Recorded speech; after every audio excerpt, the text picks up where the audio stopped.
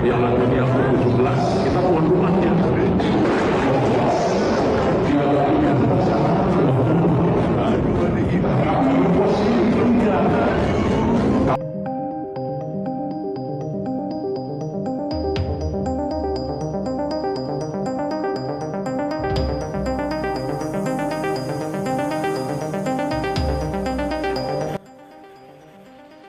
Hak siar ASEAN All-Star versus Manchester United diboikot, AFF dan FAM terancam gulung tikar.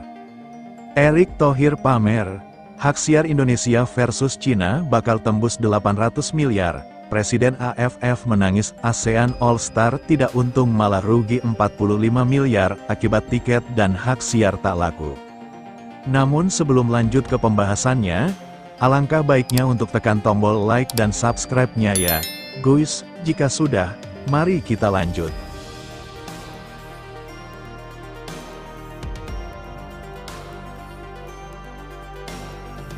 Erick Thohir pamer, hak siar Indonesia versus Cina bakal tembus 800 miliar, Presiden AFF menangis ASEAN All-Star tidak untung malah rugi 45 miliar akibat tiket dan hak siar tak laku.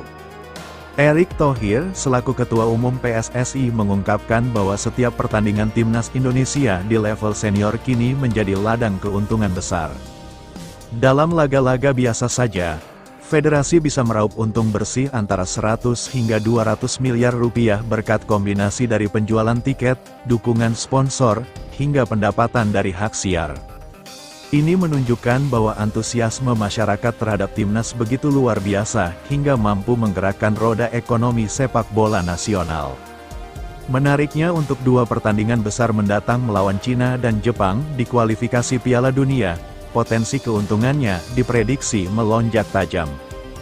Bahkan nominalnya bisa mencapai 2 kali lipat dari biasanya.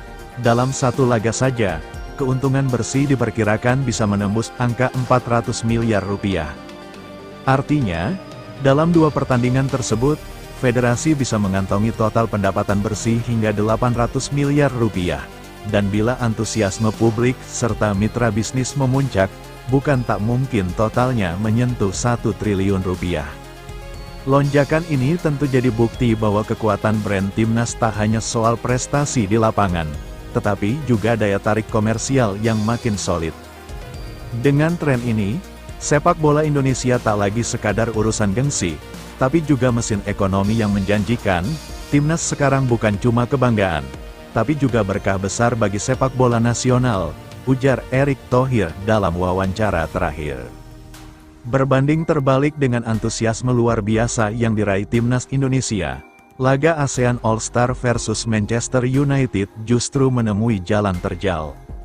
Laga tersebut nantinya akan digelar pada tanggal 28 Mei tahun 2025 di Stadion Nasional Bukit Jalil, Malaysia, alih-alih menjadi tontonan megah dan meriah.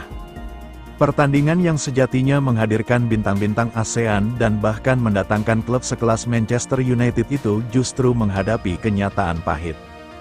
Hak siar yang diharapkan jadi sumber utama pemasukan ternyata minim peminat.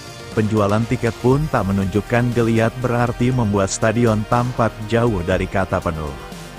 Ini menjadi pukulan telak mengingat laga sekelas ini semestinya bisa menarik massa dalam jumlah besar. Masalahnya tak berhenti di situ. Para sponsor yang biasanya berebut tempat dalam ajang-ajang besar tampak enggan ikut ambil bagian. Mereka sudah bisa membaca arah situasi sejak awal di mana publik tampak tidak terlalu tertarik dan atmosfer laga terkesan dipaksakan. Minimnya gaung dari masyarakat membuat pihak sponsor berpikir 2 kali untuk menginvestasikan dana mereka. Hal ini pun akhirnya diakui langsung oleh Presiden AFF yang menyebut bahwa penyelenggaraan laga ini memang di luar ekspektasi dari sisi komersial. Gagalnya pertandingan ini seolah jadi pelajaran keras bahwa popularitas tak bisa dibeli hanya dengan nama besar. Tanpa dukungan nyata dari penonton, sepak bola hanyalah panggung kosong yang sunyi. Saya cukup prihatin karena tiket ASEAN All-Star tak banyak peminat, ujar Presiden AFF.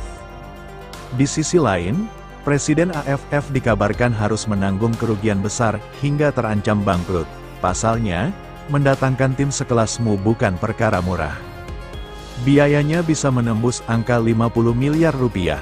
Namun, harapan untuk menutup biaya itu melalui penjualan tiket dan hak siar justru pupus. Realitas di lapangan jauh dari ekspektasi.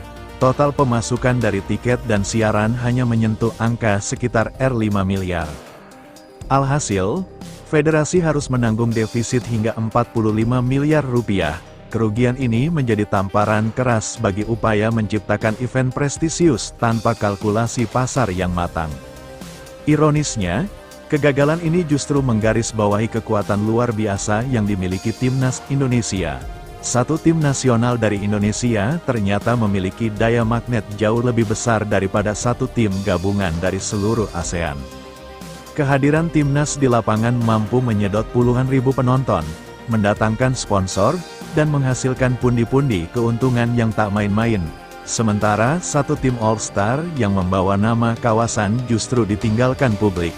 Inilah bukti bahwa timnas Indonesia bukan sekadar tim sepak bola, melainkan fenomena yang hidup di hati jutaan orang.